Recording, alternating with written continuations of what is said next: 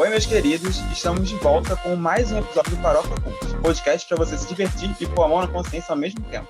Eu sou Matheus Vinícius e eu quero saber o que eu faço com as músicas da Carol Conká que tem no meu Spotify. E eu estou hoje com... Meu nome é Lucas Soares e eu tô tentando entender ainda a relevância de certos participantes no BBB. Oi, gente, meu nome é Joana. Enquanto eu tento gravar esse podcast, eu tô praguejando os carros e motos que passam pelo meu bairro. Oi, pessoal, meu nome é Michele e eu vivi para ver deputado defendendo o AI-5 sendo preso e reclamando, porque está sendo preso sendo deputado. Nossa primeira pauta de hoje começa no BBB 21, mas a gente já tem essa pauta há um tempo na internet, né? O que a gente faz depois que o nosso ídolo foi cancelado na internet? A gente vê no Big Brother, né? Relações de ídolo e fã muito positivas, né? Por exemplo, o Caio e o Rodolfo se relacionam super bem lá dentro, mas a gente também viu no BBB o pior lado de vários ídolos que a gente tinha aqui fora, né? Vamos começar, então, falando sobre essa relação meio tóxica que a gente viu lá dentro. Então, eu acho que toda essa discussão, né, de ídolo e fã chama muita atenção com as expectativas que a gente tem com os artistas que a gente admira e que a gente gosta, né? Porque, por um lado, tipo assim, o Projota, ele tava ali como artista, né? Mas ele também está ali muito como uma pessoa, né? E como uma pessoa ele é falho, e como uma pessoa ele pode não sentir afinidade com outra pessoa, não justificando as merdas que ele faz. Mas assim, eu acho que isso mostra muito como que a gente cria muita expectativa com certos artistas. E acaba que esses artistas são pessoas como a gente, falhas e tal. Mas então, assim, mesmo a gente projetando, né, esse ídolo, ele vai ter a melhor conduta com seus fãs e tudo mais, eu acho que, assim, a partir do momento que a pessoa se coloca numa posição de que você vai ter fãs, né, obviamente que você tem os seus fãs, você tem que saber um pouco como você vai se posicionar, ainda mais que vocês estão dentro de um reality, e nesse caso entre o Lucas e o Projota, assim, para mim foi uma questão mais grave ainda, grandão. Gente, será que a Lumena vai me autorizar? Enfim, eu acho que foi grave isso, por quê? Porque ele, pela frente do Lucas, né, ele meio que se mostrava uma pessoa acolhedora, né, e conversava com ele, e por trás ele super falava mal do cara e tal. E aí eu acho que aí já passou um pouco dessa questão de, tipo, de afinidade, que ele realmente poderia não ter afinidade com o Lucas, mas a partir do momento que o Lucas mal chegou na casa, falou que as músicas dele, as letras dele, ajudou ele a sair de uma depressão e tudo mais, ele minimamente, sei lá, deveria ter respeito, porque o Lucas meio que foi a personificação dos fãs dele, sabe? Eu imagino que deve ter acontecido isso não só com o Lucas, mas com várias outras pessoas, e ele agir daquela forma que ele agiu com o Lucas, né? Assim, é desrespeitoso. Não só com o Lucas, mas sim com o todo, sabe? Eu acho que faltou um pouco até de bom senso da parte dele. É bem inadmissível mesmo que ele fez, né? Sobretudo o que a própria Carol Conká também fez, né? Assim, porque eu acho que é o que você disse, quando você está numa posição de que você tem pessoas que te admiram por conta do seu trabalho, né? Então, assim, quando você gosta de um artista, você gosta do trabalho dele e, consequentemente, você vai gostar da pessoa dele também. Eu acho que a pessoa, ela tem sim que ter uma responsabilidade com as atitudes dela, sabe? Por exemplo, eu vejo muito isso com relação à digital influencer, porque o cara, ele ganha vida influenciando pessoas, né? Tendo esse posto de que as pessoas levam em consideração as coisas que ele faz, as coisas que ele fala. E aí, a partir do momento em que ele faz merda, né, isso influencia, reverbera e faz com que as pessoas apontem o dedo para eles. Aí vem todo aquele cinismo, você não pode apontar meu dedo porque eu sou humana, porque pó. Mas assim, a partir do momento em que seu trabalho é uma posição em que você influencia pessoas, né? Você também tem que ter, sim, a responsabilidade do que você faz, das atitudes que você tem. É uma coisa que você tem que ter por conta do seu trabalho. Então, você quer ter essa vida? Beleza. Então, você tenha também, você ganha junto essa responsabilidade, né? De procurar ter sempre condutas, não diria exemplares, assim, mas condutas que não são tão desagradáveis, porque as coisas vão pesar para você porque você atinge muitas pessoas. Tem que ter um mínimo de coerência, né? Assim, é o que até o Phil que comentou esses dias, né? Que a postura do Projota não condiz com as letras do que ele escreve, né? É fato, as pessoas lá dentro já estão percebendo isso e elas não têm uma noção tão macro como a gente tem, né? Muito pelo contrário. Então, até outros exemplos fora do Big Brother, dessa relação de fã e de ídolo, a gente tem aquelas várias polêmicas com Justin Bieber, né, que ele cuspe nos fãs. A gente também tem aquele caso da Avril Lavigne, né, que ela se manteve numa boa distância, mesmo com os fãs pagando meet and greet. Falando de meet and greet, tem vários casos, né, de fãs que se decepcionaram quando foi encontrar os ídolos, porque os artistas não tiveram muita proximidade com eles, ou fãs quando tentam entrar em contato com os artistas. Também aqui no Brasil, para citar um exemplo brasileiro, teve aquela pane nos fã-clubes do Luan Santana, em que eles tentavam entrar em contato com o Luan Santana para conseguir mais informações sobre o Luan Santana para publicar. Isso a gente está falando de página de fã-clube, e o artista se mantinha muito distante dos fãs, e aí as páginas todas resolveram parar de publicar qualquer conteúdo sobre o Luan Santana, todos os fã-clubes do Brasil. Então, assim, esse desgaste, essa decepção, a gente vê no BBB, mas tem vários exemplos também fora que mostram como, às vezes, essa imagem que o fã cria não condiz muito com a realidade, né? E uma crise também, né, acrescentando mais ídolos que decepcionaram, né, a gente pode puxar a grande escritora de Harry Potter, né, que constantemente vem só descendo ladeira, né? E eu acho que nessa questão é sempre coerência, né? Não tem como você, como por exemplo o Projota e a Carol Conká, que fazem rap, né, que é um movimento que surge dessa questão da diversidade, da aproximação com o público, de lutar por pautas, você chegar e não ser coerente com isso que você está falando das músicas, né?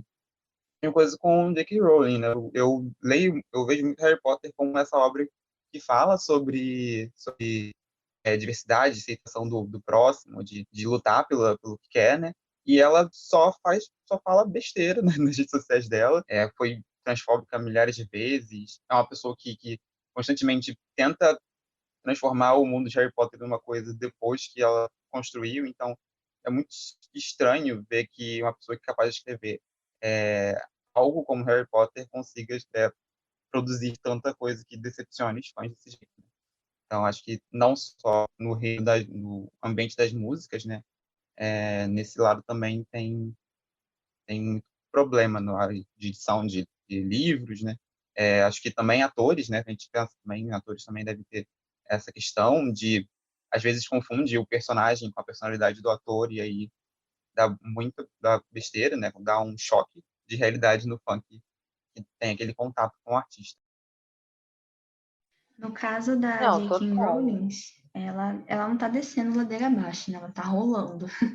E assim, é muito louco, porque bate também no ponto do que o que o artista fala e o que ele faz, porque quem lê as obras da J.K. Rowling sabe que a série Harry Potter, né, que é o trabalho dela de maior potência, é justamente uma crítica à opressão, né, desigualdades, preconceitos, assim.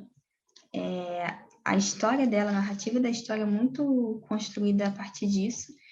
E durante anos ela defendeu algumas causas, né, para agora ela se mostrar uma pessoa com atitudes transfóbicas que acabam decepcionando os fãs, né, e até mesmo quem a admirava como pessoa, né.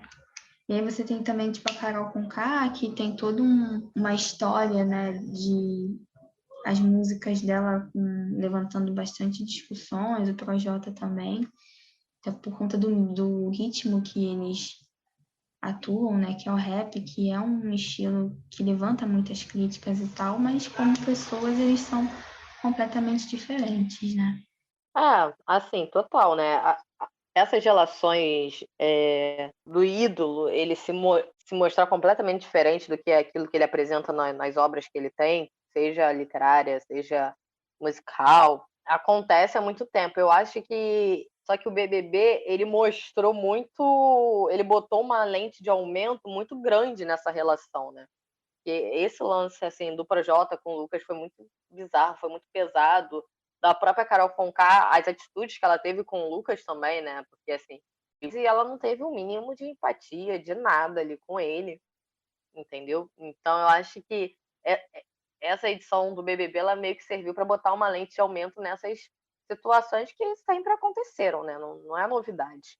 E tem esse contraste também, né? A relação que eles tiveram contrastava totalmente com a recepção, né, que o Rodolfo, que era o ídolo do Caio, teve com ele, né? Então, é uma dupla que, por mais que você goste ou não da dupla, você percebe que existe lá, né? Algo que se conectou, assim. Ver o Caio vendo o Rodolfo é uma coisa que você fica assim, Jesus Cristo, olha a sutileza, sabe?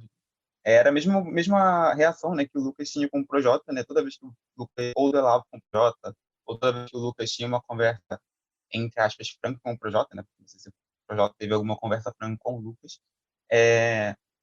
O Lucas também demonstrava muita essa admiração, né, com ele. Né? Eu acho que ele chegou até a chamar a Carol de Deus, algum nesse ponto, né? E aí você percebe que quando a admiração não é recíproca, fica estranho de ver, fica muito desconfortável, né? Parece que tudo ali parece fake, né, da parte dos dois, né? E Carol Conká com público, né? É, é tão bizarro, né, a reação que tiveram com ela, né, que acho que eu não sei quantos seguidores ela tinha antes no Instagram, mas ela já desceu para menos de 1,5 milhão. Então, acho que tem uma totalmente fora da recepção que ela teria, né? Eu acho que ela vai ter a mesma reação que o Adson teve na edição passada, quando ele achou que ia ter milhões de seguidores e descobriu que tinha 600, sei lá, 600 mil, alguma coisa assim. Não, e é muito, assim, bizarro, né? Assim, eu não consumia as músicas do Projota, conhecia e tudo, mas não consumia. E nem da Carol Conká, assim, direto, né? Eu já ouvi alguma coisa ou outra, mas não era uma coisa que tinha no meu stream, por exemplo. Mas quando eu vi que eles estavam, foi aquela, sabe, tipo, nossa, eles vão estar lá, que maneiro, né? E quando eu vi que o Rodolfo estava, nem conhecia o Rodolfo, na verdade. E o cara, eu sabia que ele era bolsominion. Eu fiquei tipo, ai, gente, pelo amor de Deus.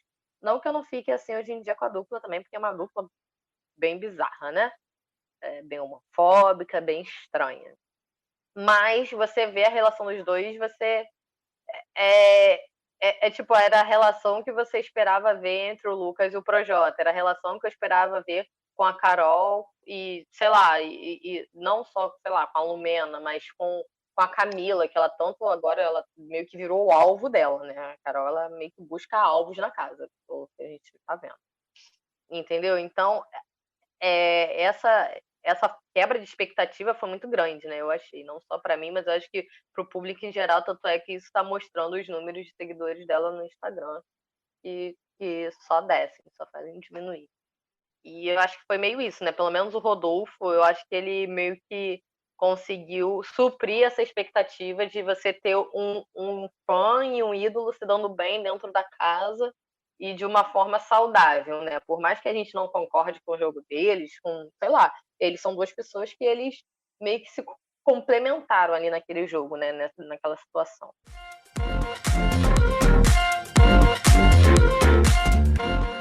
Agora, saindo do Big Brother, né, a gente vai entrar numa pauta um pouquinho não, né, bem mais séria. Mexeu com a política na semana passada. Na última semana, a gente foi capaz de acompanhar a mídia, que é o bolsonarismo, né, ali no extrato do que é o bolsonarismo. O deputado federal Daniel Silveira, né, que é do PSL do Rio, fez um vídeo fazendo apologia ao Ato Institucional 5 da ditadura militar e defendendo o fechamento do Supremo Tribunal Federal. Por determinação do ministro do STF, Alexandre de Moraes, a Polícia Federal prendeu o deputado e, na sexta-feira, a Câmara dos Deputados votou para manter a prisão do parlamentar. Isso desperta na gente sensação de ameaça constante de retrocesso.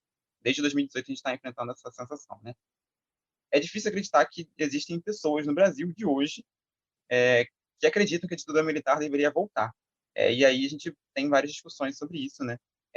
Primeiro, né, ele puxa essa pauta o vídeo em si, né, fala sobre esse fechamento do STF e também sobre o AI-5. Acho que a gente deveria trazer informação em relação a isso, né? Sobre esse caso do Daniel Silveira, ele é absurdo em diversos aspectos, né? Mas, ao mesmo tempo, ele é muito... Essa gente é muito bizarra, né? Porque eu não sei se é bizarrice ou burrice e tal, porque o cara tá defendendo uma coisa que é inconstitucional, né? Que é uma coisa que prejudica até mesmo ele como parlamentar, e ele critica, né, a prisão dele usando como respaldo a liberdade de expressão, sendo que ele clama por uma coisa que quebra qualquer tipo de manifestação. E é uma questão, né, como você disse, né, Joana, defender o AI-5 é completamente contra o exercício de democracia no Brasil, né, que é o que levou ele a ser eleito, né. Que, para quem não sabe, né, o AI-5 é exatamente o ato mais duro da ditadura, né, que previa caçar mandato, censura, tortura, enfim, foi o período mais devastador da ditadura, que confirmou que a gente estava vivendo de fato uma ditadura. Então, é bem difícil a gente estar no Brasil de hoje pensando em alguém que defende esse tipo de coisa que vai contra ele mesmo. Sim, é verdade. Mas, embora eu ache que há, sim, pessoas que fazem por mau caratismo, eu também acredito que existem muitas pessoas que falam por ingenuidade ou, no caso, falta de informação, né, do que foi. E aí eu acho que isso puxa muito o quanto que a gente não tem a nossa história, a gente não tem conhecimento da nossa história, né? Ou pelo menos um conhecimento tão sólido, né, e tão crítico assim. Porque muitas pessoas que defendem a ditadura, tem a galera que não cresceu na ditadura, mas tem uma galera que viveu a ditadura e mesmo assim ainda defende, né? Então, assim, eu acho que é não conhecer a história, sabe, do próprio país e ter esse tipo de pensamento. E é de uma falsa nostalgia, né? Aquele famoso que as pessoas falam, no meu tempo era maravilhoso. Não era, amigo. Aceito. Não, era para você porque você era um inútil que não fazia nada, mas, por exemplo, era um pau mandado, mas viver num tempo em que você não pode falar as coisas, sabe? Tipo, que tem gente que tá morrendo e sendo torturado e preso e perseguido só por ir contra o governo, assim, tipo, isso não é legal, sabe? Então, acho que quando a galera fala assim, ah, mas é porque naquela época não tinha isso, não tinha aquilo, não tinha para você, mas para outras pessoas tinham problemas e você só não tá se colocando no lugar do outro, né? Vejo muito esse argumento, né, saudosista em pessoas que são mais velhas, que viveram a ditadura, como pessoas mais jovens, né, ou às vezes até já bem adulto, e eles têm uma falsa noção de ordem, né? Tipo, que eu acho que também conversa muito com esse espírito muito conservador da nossa sociedade, né? De que na época as coisas com os militares eram mais certas, corretas e tal, sendo que acho que a gente não precisa disso para que um país viva em ordem, né? Não, e na verdade, também uma falsa ordem, né? Porque se a gente for ver inflação da ditadura, tudo isso, assim, que de fato mexe com a vida da população, e você pensando na população mais pobre, era caótico, assim. Só não era mostrado porque não, eles eram. Não tinha quem, como é que eu posso dizer, fiscalizasse o roubo, né? Porque quem fiscalizava eram os militares que fiscalizavam os próprios militares. Então, eles não fiscalizavam de fato a corrupção que rolava no governo, né? E que não era pouca, porque assim, a inflação era uma coisa surreal. De manhã a carne estava um preço, de noite já estava num preço assim. Não tem nenhum que como você dizer que aquilo dali era ordenado, né? Era ordenado para quem de fato é como você falou, né, Joana? Era um inútil que não fazia nada para ninguém e que às vezes até se beneficiava daquela situação, do país estar naquela situação, se você era empresário e tudo mais, né? E tinha contatos com o governo militar, no caso, né? Também. E depende de tudo você ser bem visto pelos militares, né? Eu acho que, ainda dentro dessa discussão, o principal comentário que a gente percebe em algumas páginas de sites de notícia é em relação dizendo que isso é uma forma de censura, né, contra o deputado. Só que acho interessante diferenciar. Existe uma diferença, assim, um abismo entre o que é opinião e o que é discurso de ódio, como é o caso dele, e uma ameaça às instituições. Quando alguém fala mal do governo do Bolsonaro, dizendo que é um governo incompetente, isso é uma opinião. Agora, quando alguém atenta contra a instituição, que é o Supremo Tribunal Federal, ameaçando os ministros, atentando contra a vida deles, isso aí já é crime. Então, eu acho bizarro que a gente tem tanta gente na internet que ou se faz de sonsa ou é desinformação pura, que não consegue diferenciar uma coisa da outra. E o próprio deputado, se a gente for ver, né, deu para ver nos jornais, quando ele foi preso na sede da Polícia Federal aqui no Rio de Janeiro, na Praça Mauá, apareceram vários fãs, né, na porta lá da PF, o que mostra que ele não está sozinho, né? Então é muito preocupante isso tudo. Mas é porque a gente tem um espírito muito individualista e não pensa no coletivo, né? Porque a gente clama muito por essa liberdade de expressão, né? Mas a gente não entende que muitas vezes as minhas falas e atitudes atingem o outro e afetam, agridem o outro, né? Então a gente coloca a nossa liberdade acima do bem-estar do outro, né? E aí acho que esse é o problema também. Você vê isso muito com relação a esse humor mais sarcástico e cruel, assim, né? Que mais pesado. Tipo, vou fazer piada, se você sentiu, o problema é seu. Eu tenho o direito de me expressar, mas a partir do momento em que você, por exemplo, você vai fazer uma piada com um certo grupo, com uma pessoa em específico, aquela pessoa se sentir atingida, ela tem o direito de reclamar daquilo, né? E a sua liberdade não é totalmente uma liberdade, assim, quando ela acaba afetando outras coisas. Só que as pessoas não têm essa visão do todo, né? É sempre muito elas. Abrindo outras aspas, o mundo está ficando chato, né, como dizem. E também, né, a gente, para poder puxar também para esse clima de retrocesso, que a gente não para nunca, né? Assim como J.K. Rowling, que a gente falou no bloco passado, desce rolando, o Brasil também está descendo rolando a ladeira para o retrocesso, né? A gente tem um governo, não sei se comparar com muitos anos atrás, mas em relação aos últimos anos, ele tem um dobro de militares que os outros anos tinham, né? Em relação aos cargos civis, né? Então, durante o governo Bolsonaro, a gente dobrou o número de militares trabalhando, inclusive, né, além do Bolsonaro e do Mourão, né, a gente tem 8 ministros que têm essa formação militar. Né? Então, parece que o retrocesso vem. Né?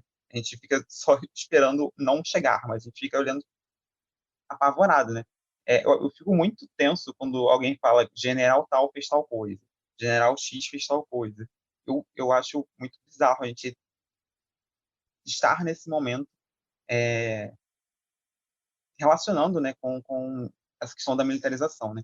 Se eu não me engano, nos Estados Unidos, inclusive, acho que é proibido, né, militares assumirem cargos públicos, cargos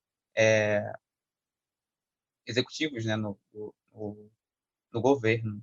Mas assim, né? Era de se esperar, a partir do momento que o Bolsonaro foi eleito, que a gente teria essa militarização no governo, né? Assim, ele nunca escondeu isso. O eleitor dele já esperava por isso, queria isso, né? Até porque, assim, teve um episódio que ele parabenizou o Ustra, né? Assim, no dia do impeachment da presidente Dilma. E aquilo, assim, na minha visão, em qualquer país em que você tem uma democracia de fato que funcione, né? Você no mínimo ele responderia um processo por aquilo ali, no mínimo, assim. E ele saiu dali de dentro sendo ovacionado, né, pelos seguidores dele, tanto que em 2018 ele conseguiu ganhar a eleição. E aí a gente vê esse governo cheio de militares e que é isso, né, causa medo, porque é muito bizarro você ligar a televisão e escutar assim, porque general fulano de tal fez isso no ministério tal. Eu fico assim, gente, a gente está em 2021 e a gente está falando de governo militar, sabe? Porque a gente está vivendo, querendo ou não, assim, ainda, né? Estamos num processo democrático, né? Eu acho, espero que eu esteja certo. Mas a gente vê cada vez mais militares assumindo cargos importantes na nossa democracia e que de fato não era para estar acontecendo, né? É preocupante e é assustador essa defesa, né, pelos militares, sabendo tudo o que aconteceu durante a ditadura, né? Assim, as torturas, as perseguições e tudo mais. Se eu não me engano, a Petro... Mas é isso, aos pouquinhos eles vão chegando e a gente dormindo, né? Porque as coisas não vão acontecer assim, paf, de um relâmpago, né? Pode ser que o pico chegue em um relâmpago, mas é muito sutil, né? Tudo muito sutil, então a gente tem que ficar em alerta, sim. É muito perigoso, é uma situação muito perigosa e sempre que a gente tem qualquer resquício, assim, de uma memória desses tempos, a gente tem que silenciar, mas ao mesmo tempo a gente também tem que discutir muito e falar muito, assim, para que cada vez mais pessoas entendam a gravidade, né, dessas falas do deputado e de todo esse saudosismo, né, com uma ditadura. Além do fato de que o governo também incita, né, a população a se armar também, né? Então, a gente cria um clima muito, muito pesado. Eu não sei o que será de 2022, realmente, né? A gente já acompanhou nos Estados Unidos também, citando os Estados Unidos novamente, uma tentativa de golpe. E aqui no Brasil, eu não sei como seria essa resistência a esse tipo de movimento. Então, a gente tem que ficar de olho também nesses processos legais, né, que o Bolsonaro e a equipe dele vão colocando no meio do caminho, liberando munição, aumentou no ano passado, né, o número de munições em circulação, de armas em circulação, e agora no Carnaval, né, ele decretou 4 tipos de facilitação, né? Então, legalmente, isso facilita o acesso à arma, né?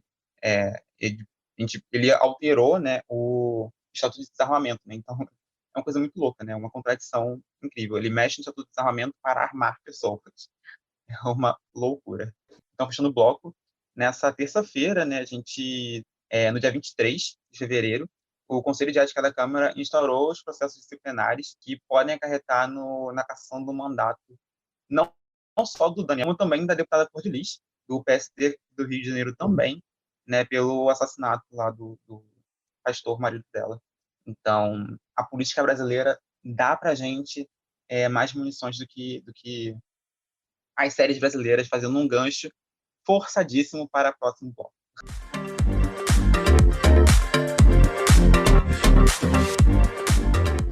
E aí vamos entrar na próxima pauta, que a gente vai falar coisas leves, porque a gente passou por temas pesados hoje.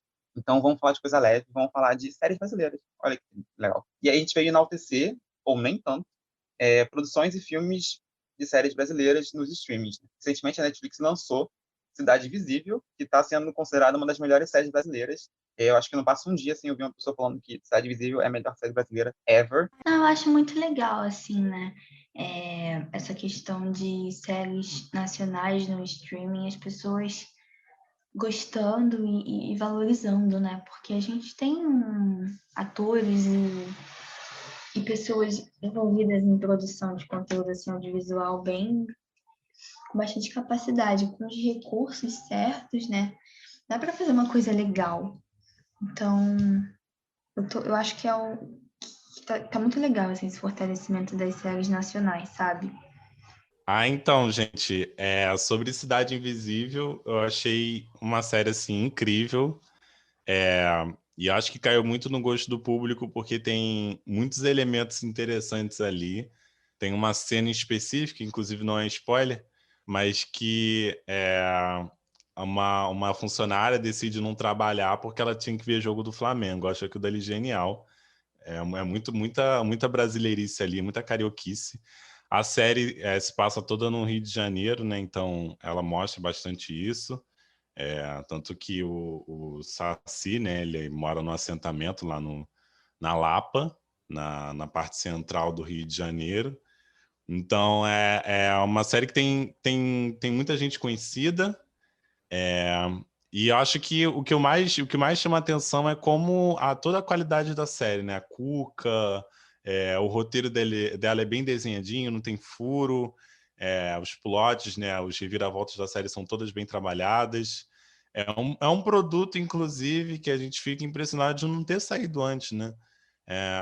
A primeira grande produção que está ali caindo de cabeça, né? Explorando essa questão do folclore brasileiro, mas trazendo elementos para a realidade, né? É muito do que a gente vê em relação às séries lá de fora, né? Que é você pegar essa coisa da fantasia e você colocar elementos da vida real nela. Então, assim, é muito, muito, muito interessante. A série, ela é bem curtinha. Os episódios todos têm menos de 50 minutos. Na realidade, acho que alguns chegam a ter menos de 40 minutos. Então passa muito rápido. A Alessandra Negrini, maravilhosa no papel de Cuca, adoro ela. Não, e é uma história E nossa, né? Sim, desculpa te interromper, sim, Soares, mas é uma história nossa, assim, é uma cultura nossa, que é pouquíssimo, que é muito rica, porém pouquíssimo explorada, assim. Tem gente que não conhece nada sobre o folclore, assim, nacional, né? Principalmente essas novas gerações, assim. Eu acho que o último contato que qualquer pessoa teve, né, com o folclore brasileiro foi Sítio do Pica-Pau Amarelo, assim. Acho que não tem outro lugar para a gente conhecer muito sobre nosso folclore, né? Ou na época da escola, né? Que a gente tinha o dia do folclore, a gente comemorava o dia do folclore, mas não tinha muito... A gente não relaciona isso com, por exemplo, a gente pega os contos é, dos Grimm, os contos de Andersen, e passa isso para as versões originais dela, né? Então a gente tem essa noção de que as histórias servem para tanto educar as crianças, né, e botar medo nas crianças, que a gente lá de fora, né, a gente percebe, a gente pega essas produções lá de fora, né, e consegue perceber o viés macabro que tem naquilo, o viés do medo que aquilo tem, acha maravilhoso, né? Eu acho que muitas pessoas gostam dessas versões mais sombrias dos contos de fada, né? Enfim, e não parar para pensar que o folclore brasileiro também tem muito essa falta de essas histórias para a criança ter medo, educar crianças através dessas histórias, desses nosso folclore. Além disso, né, tem muito essa pauta dentro de Cidade Invisível, que é a pauta da proteção, né, da floresta. Então, além de eles serem espíritos que às vezes botam medo nas pessoas, elas também são seres que protegem aquele ambiente deles, né? Protege o meio ambiente, né? E, e aí a série traz esses dois pontos, né? A gente tem muito essa percepção de eu devo ter medo da Cuca ou devo gostar da Cuca? E a gente fica Só quero que a Cuca nesse me caminho, né? pegue. Gente, e os efeitos especiais são maravilhosos nessa Cidade Invisível, né? A borboleta da Alessandra Negrini, muitos nessa frase, mas enfim. A borboleta, Gente. todos os efeitos de borboleta, gente, são maravilhosos. Não, tá sensacional os efeitos, gente. É Tá, isso, tá assim, sensacional. Halloween, Pelo amor. que se dane, vamos exaltar os nossos curupiras, a Cuca, o Saci Pererê, porque tem muita coisa boa, assim, das nossas histórias pra gente explorar. E se a gente souber fazer direitinho, trabalhar bem, dá para fazer uma coisa bem legal. E a série, ela mostra isso, né? Sim, sim. E vocês têm outras séries brasileiras que vocês gostam atualmente? Eu sou devoto de 3%, assim. Não importa o quanto vocês falem, que as pessoas falam como robôs naquela série. Ela é maravilhosa em tudo que ela se promete. Assim, você, né? Mas eu acho que temos séries muito boas, assim. Até algumas mais levinhas, assim, de comédia. Eu gosto da Verônica também. É isso que eu ia falar, né? A gente tem séries muito boas. Assim, eu acho que a gente tende muito também a desvalorizar, né, o produto nacional, né? Então, mas de fato, se você for ver, tem muitas produções boas, tanto de série quanto de filmes na Netflix, e agora a Globoplay também está investindo pra caramba, né?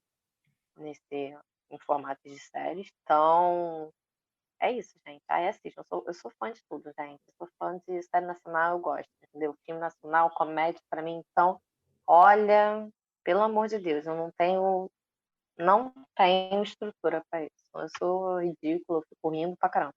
É isso. Eu acho que das séries nacionais que eu mais gosto, que eu mais gostei de assistir ano passado, teve Boca a Boca, que é uma série que se passa em uma cidade pequena, e aí teve uma crise infecciosa de uma doença que é transmitida pelo beijo. E aí se passa o centro da série numa escola e tudo mais. E eu achei a temática da série incrível. E eu acho que uma outra produção que eu achei interessante, que entrou rapidinho na Netflix logo depois que foi lançada, foi Alice Júnior, que é um filme que mostra a dificuldade de uma mulher trans ao entrar numa escola também do interior e conservadora. Então, são duas produções que eu acho que vale muito a pena ficar de olho e foram realmente muito legais de ver ano passado, que saíram na Netflix, né? Estão lá disponíveis na Netflix. Eu comecei essa semana a assistir Desalma também, né? Assisti os 2 primeiros episódios. E tem Caça-Kiss, que eu acho que já é o básico para você gostar de uma série, ter Caça-Kiss nela. E Cláudia Abreu, que também é outro básico também. Se você tem Caça-Kiss e Cláudia Abreu, você vai gostar da série. Eu tinha medo de sentir medo assistindo a série. E, por enquanto, não tive nenhum surto de medo assistindo Desalma. Que é uma série meio diferentona, né? Ela se passa no Sul, se não me engano. Enfim, ela se passa no Sul e numa vila ucraniana, de descendência ucraniana, e passa em 2 tempos, né? Passa no passado e no futuro, e tem um rolê de assassinato, de espírito obsessor, tem um negócio meio macabro na série. A Casca faz uma bruxa, inclusive, e tá lá no Globoplay, e você pode assistir tranquilamente, se você não tiver medo desse tipo de coisa. Ai, gente, nem tenho assinado, mas vou assinar. Eu gosto. Só comentando aqui, tá? Isso aqui eu vou cortar. Ou quem for editar, corta. Só tô comentando mesmo. Não corta a sua raiva. É no Que Globoplay? isso, cara? Globoplay. Como é que vocês inventaram o nome Globoplay, né? É muito difícil de falar. Globoplay. Isso você também não corta, tá, Soares? Globo, hein? Vocês têm alguma expectativa para as séries brasileiras no futuro? Não, eu quero que elas cresçam cada vez mais, porque eu acho que é bacana a gente ter produtos assim nossos, que as pessoas comecem a consumir e a valorizar. E eu acho que assim, a gente está falando de streaming, né? Mas vez ou outra, até mesmo a própria TV aberta, ela faz umas séries boas, assim, né? Tipo, a Globo, ela faz aquelas séries mais de noite, assim, tipo, tem uma série muito boa que foi Justiça, que era uma série que tinha um formato muito interessante, as histórias eram muito interessantes, e as pessoas, sim, assistiam, mas não tinha muito aquele prestígio de assistir uma série da TV aberta, né?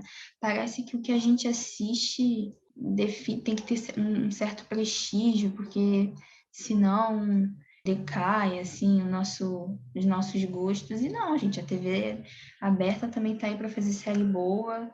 Não precisa só coisas boas serem no streaming, sabe? Pelo contrário, eu acho que quanto mais pessoas tiverem acesso a produções nacionais de boa qualidade, melhor.